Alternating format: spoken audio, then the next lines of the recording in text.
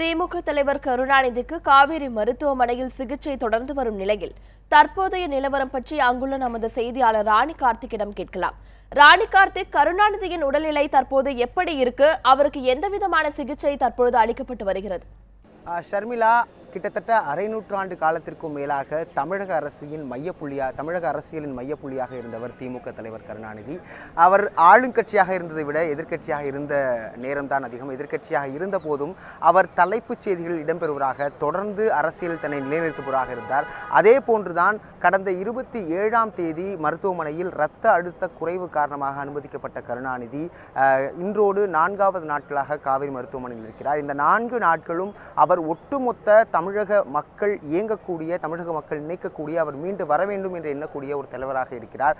நேற்றும் இதற்கு முன்பாக கடந்த 3 நாட்களைப் போலவே நேற்றும் இங்கு காவிரி மருத்துவமனைக்கு வெளியே இரவு பகல் பாராது தொண்டர்களுடைய ஆரவாரமானது விண்ணை பிளக்கும் அளவிற்கு இருந்தது. குறிப்பாக நேற்று ட்ரம்ஸ் உள்ளிட்ட இசை கருவிகளோடு இங்கு குவிந்த தொண்டர்கள் தலைவா எழுந்து வா, அண்ணா அறிவாலயம் போகலாம் வா, அப்போது கூட அவர்கள் கோபாலபுரத்திற்கு அவரை கூப்பிடுவர்களாக இல்லாமல் அறிவாலயத்துக்கு செல்லலாம் வா என்று சொல்பவர்களாக அவருடைய தொண்டர்கள் இருந்தார்கள். இது மட்டுமில்லாமல் நேற்று பல்வேறு கட்சித் தலைவர்கள், நீங்கள் முன்னரே செய்தியில் குறிப்பிட்டிருந்தபடி தேசியவாத காங்கிரஸ் கட்சித் தலைவர், தமிழக முதலமைச்சர் மற்றும் துணை முதல்வர், நடிகர்களை பொறுத்தவரைக்கும் சிவகுமார், கிறிஸ்துவ அமைப்புகள், திராவிடர் கழக தலைவர் வீரமணி உள்ளிட்டோர் சந்தித்தார்கள். குறிப்பாக திராவிடர் கழக தலைவர் வீரமணி பேசிய போது கலைஞருக்கு இது போன்ற, அதாவது மொட்டையடித்தல், நேற்று காலையிலிருந்தே மொட்டையடித்தல் உள்ளிட்ட பல்வேறு பிரார்த்தனை சம்பவங்கள் நடைபெற்றது.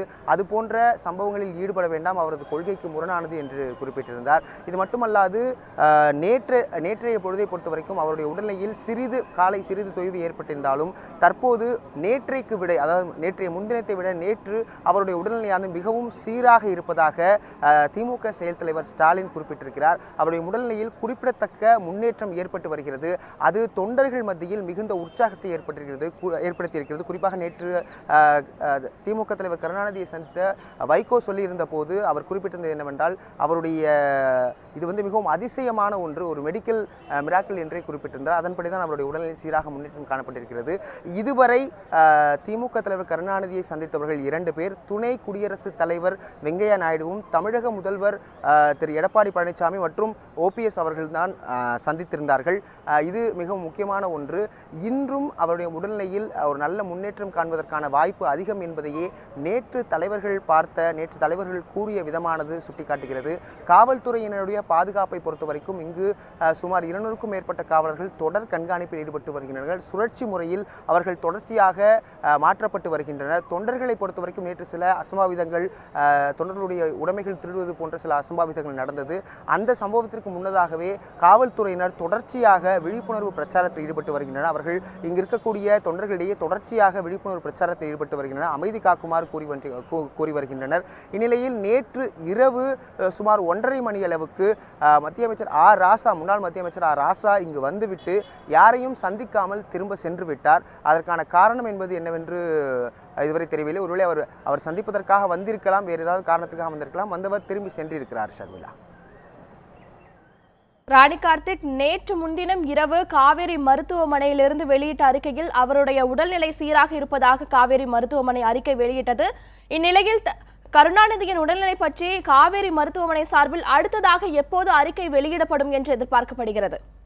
ஷர்மிளா, இப்போது உள்ள சூழலை பொறுத்த வரைக்கும் கடைசியாக நேற்று முன்தினம் வந்த அறிக்கையை பொறுத்த வரைக்கும் பார்த்தீர்கள் என்றால், நேற்றைய அறிக்கையிலும் சரி, நேற்று முன்தினம் வந்த அறிக்கையிலும் சரி, நேற்று முன்தினத்தை பொறுத்த வரைக்கும் முதலில் சற்று பின்னடைவு ஏற்பட்டது, தற்காலிக பின்னடைவு ஏற்பட்டது. அதன் பிறகு அது சரி செய்யப்பட்டு விட்டது என்றே குறிப்பிடப்பட்டிருந்தது. நேற்றைய அறிக்கையிலும் அவரது உடல்நலமானது சீராக உள்ளதாகவும் சற்று முன்னேற்றம் காணப்பட்டுள்ளதாகவும் குறிப்பிடப்பட்டிருந்தது. எனவே இன்றைய பொழுதை பொறுத்த வரைக்கும் இன்று அவருடைய அறிக்கையானது மாலைக்கு மேல் வருவதற்கான வாய்ப்புகளே அதிகமாக இருக்கிறது.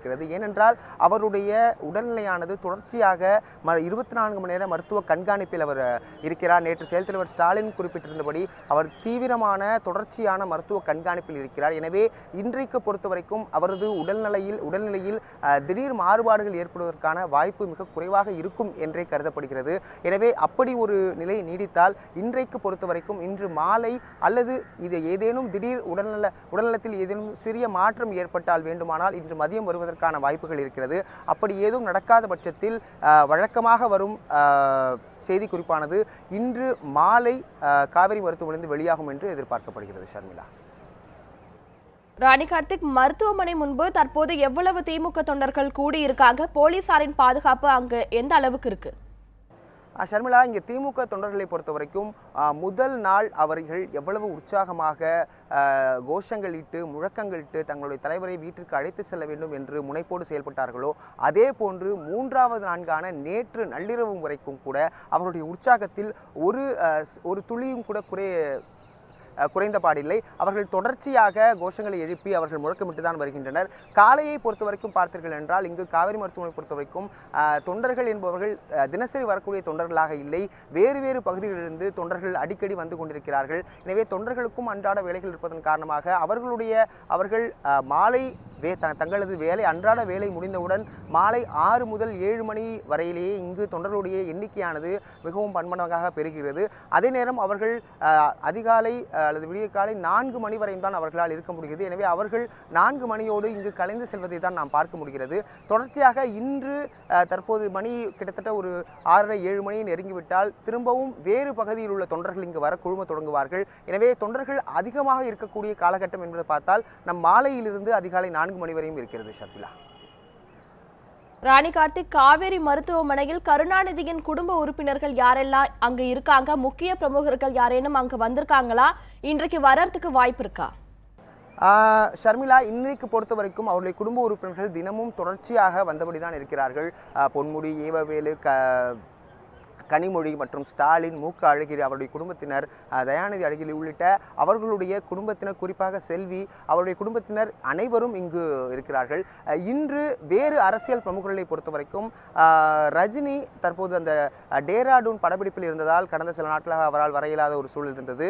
அந்த படப்பிடிப்பு முடிந்து இன்று அவர் சென்னைக்கு வருவதற்கான வாய்ப்புகள் அதிகமாக இருக்குது. அப்படி சென்னைக்கு அவர் வரும் பட்சத்தில் காவேரி மருத்துவமனைக்கு அவர் வருவதற்கான சூழல் நிலவுவதாக ஒரு வட்டாரங்கள் இங்கு இருக்கக்கூடிய வட்டாரங்கள் தெரிவிக்கின்றன. ஷர்மிளா.